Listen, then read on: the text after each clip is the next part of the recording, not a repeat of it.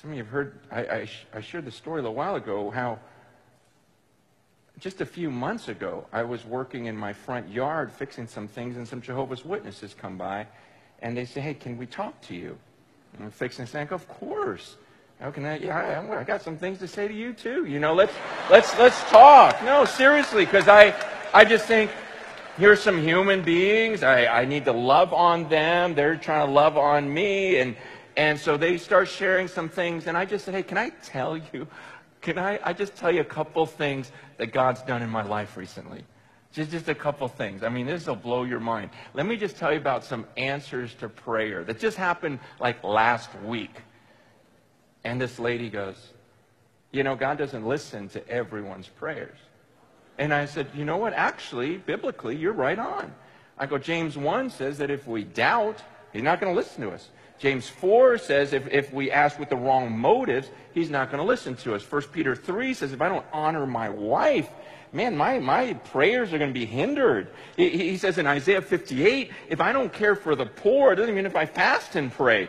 He's not listening. Yeah, I go in Amos, he says, I don't even want to hear the noise of your songs. You know, I'm not going to listen to that. He says, if my people would humble themselves, you know, and turn from their wicked ways. I mean, there's conditions. Says, you're absolutely right. He does not listen to every prayer, but he listens to mine. And I said, and I tell this one story of this thing that happened, and she's like, wow. I go, explain that. Why did you listen to me? You know? And she goes, let's get out of here. And so her and her friends start walking away. I go, actually, if you don't mind, I'd like to walk with you because I have some more stories.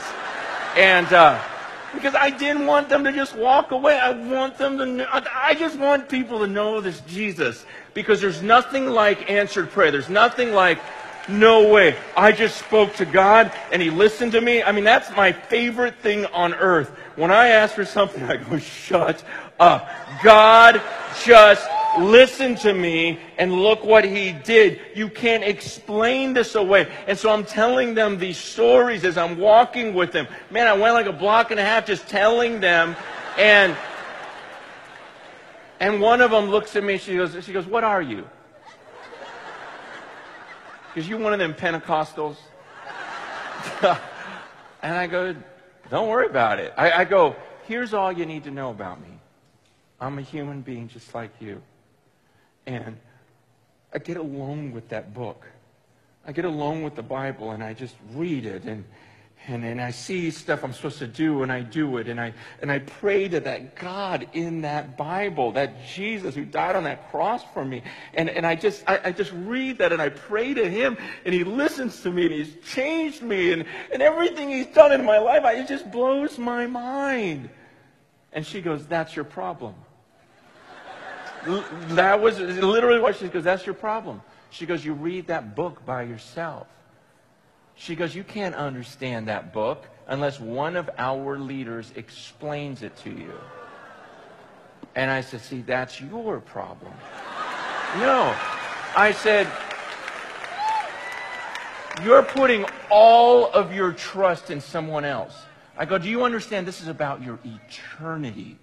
This is about heaven and hell.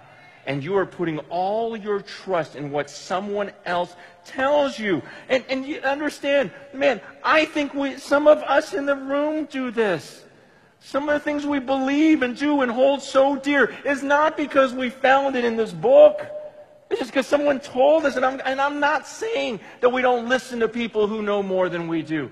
Man, I think there's a time to listen. But at the same time, you know, I see a lot of believers just grabbing on and listening to someone because they're a popular speaker, or listening to someone because he's a good singer, someone appears really intelligent, you know, quotes some Greek words that you don't know any better. You're like, okay, I guess.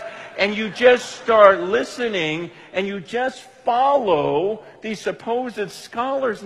And just like I told those ladies, I go, look, you would never come up with some of these conclusions if you just read this book over and over again. I mean, right now, you guys believe that Michael and Jesus are the same person.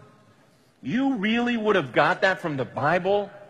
You only believe that because someone told you. If you put this verse over here, isn't that kind of the same? Yeah, I go, man, just read it for yourself.